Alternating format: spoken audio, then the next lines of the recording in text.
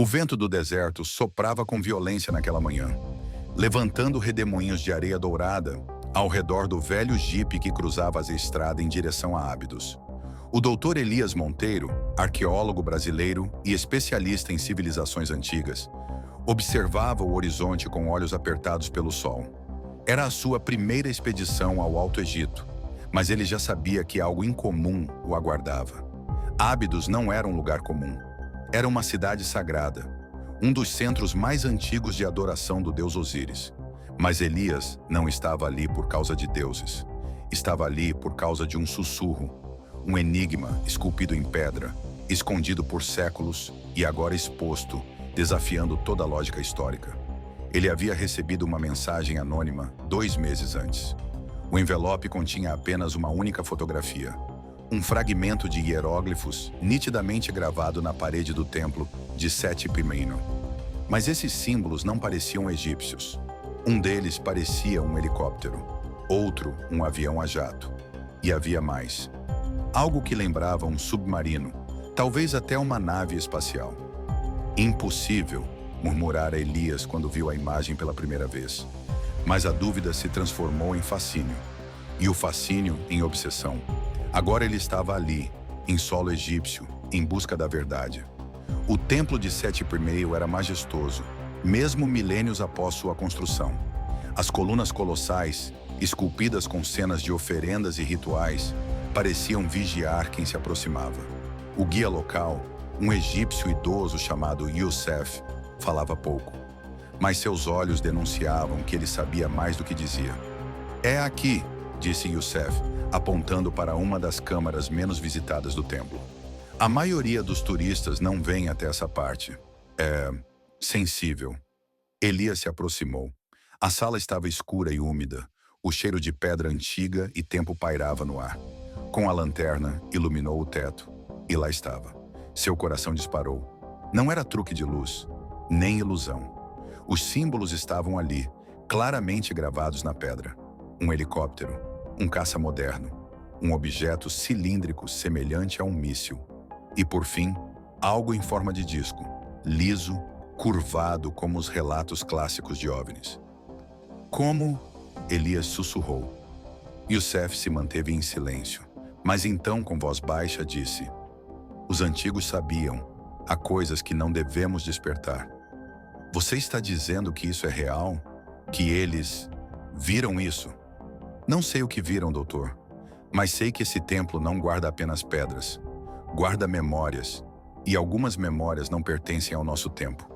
Naquela noite, Elias não conseguiu dormir. No acampamento improvisado ao lado do templo, ele estudava as imagens que tirara com sua câmera. Cada detalhe era perfeito demais para ser coincidência. Nenhuma erosão, nenhum desgaste que pudesse justificar uma pareidolia arqueológica, como alguns céticos chamavam. Mas o que mais o intrigava era algo que só notara ao ampliar a imagem. Embaixo dos símbolos havia outra inscrição, em hieróglifos antigos, de difícil tradução. Por sorte, Elias era fluente no egípcio médio, e o que leu fez seu sangue gelar. "O viajante da estrela retornará quando o olho do céu se abrir. Aquele que quebrar o selo ouvirá o sussurro do tempo." Era uma profecia? Uma metáfora? Ou um aviso? Na madrugada, uma tempestade de areia se aproximou. O acampamento foi evacuado às pressas, mas Elias permaneceu. Ele precisava de respostas. E uma voz interior, quase como um sussurro real, dizia que ele estava perto. Enquanto o vento uivava como um espírito enfurecido, Elias retornou sozinho ao templo. As estátuas pareciam observá-lo. As paredes vibravam com uma energia estranha, quase elétrica. Ele chegou à câmara sagrada e, ao tocar a parede onde estavam os símbolos, algo aconteceu. Um som surdo ecoou, como se pedras estivessem se movendo sob seus pés. O chão tremeu. E então, uma das paredes deslizou para o lado, revelando um corredor escuro e profundo, que não constava em nenhum mapa arqueológico. Elias hesitou, mas o impulso foi mais forte.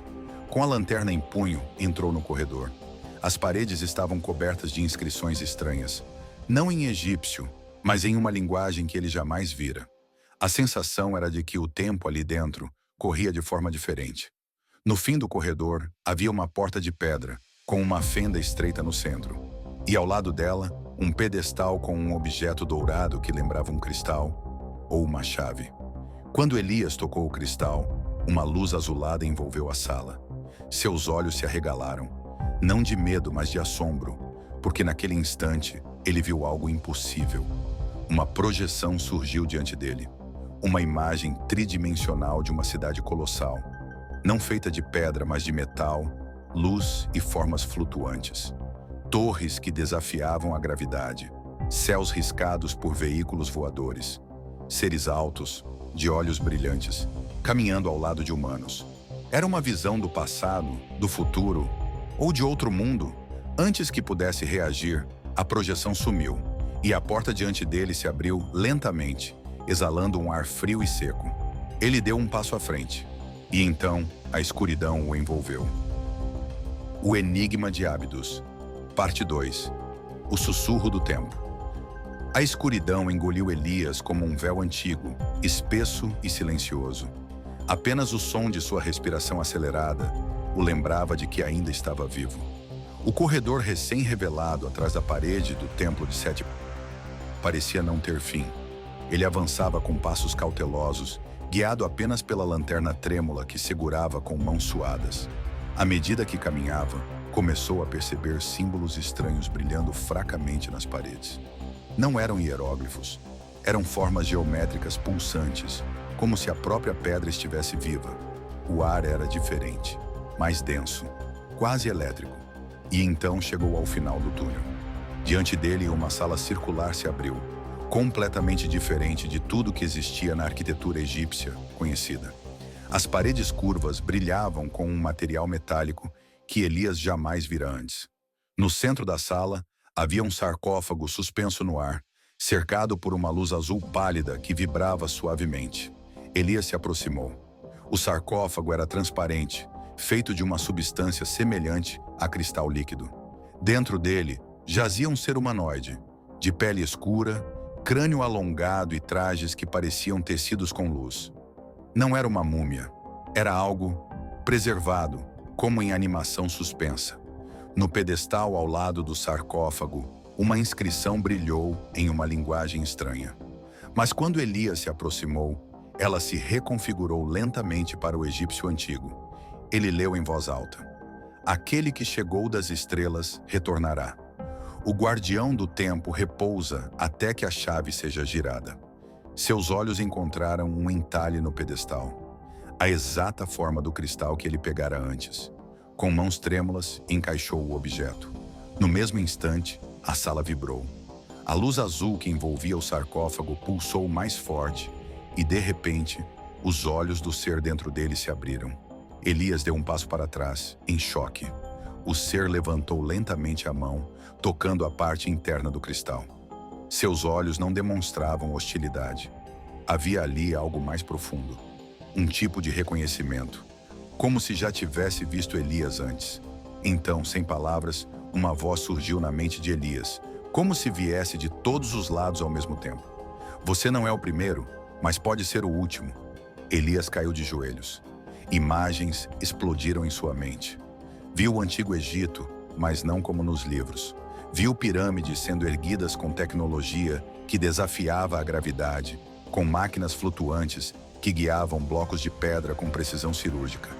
Viu Seteprímio conversando com um ser de luz, recebendo conhecimento proibido, instruções sobre calendários cósmicos, astrologia e a natureza do tempo. Viu o momento em que esse guardião foi colocado em estase, escondido sob Ábidos para ser acordado no futuro, quando o olho do céu estivesse prestes a se abrir novamente.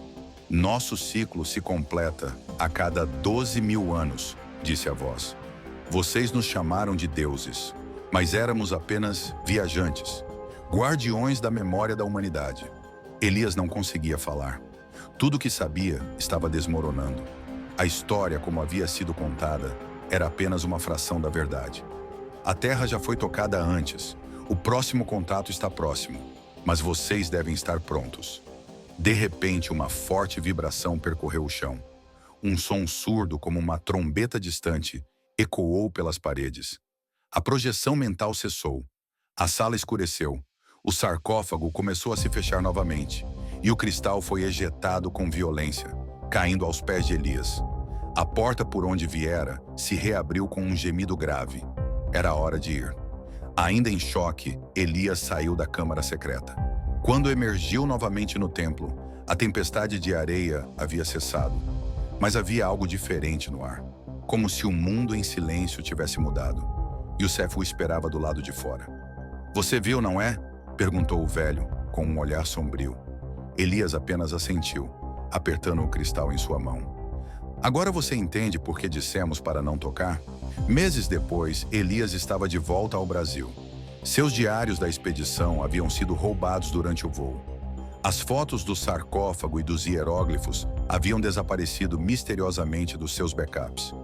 As autoridades egípcias negaram qualquer câmara secreta no templo de Seti-Pimenimá. Nenhuma inscrição como aquela jamais teria existido, segundo eles.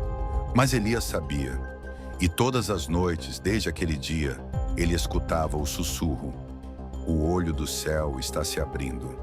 Epílogo. Em algum lugar no deserto egípcio, sob toneladas de pedra e segredos, o guardião do tempo dorme novamente, mas não por muito tempo, porque os céus já começaram a se mover. E em breve, o mundo verá que o que os antigos chamavam de deuses talvez fossem apenas os primeiros viajantes,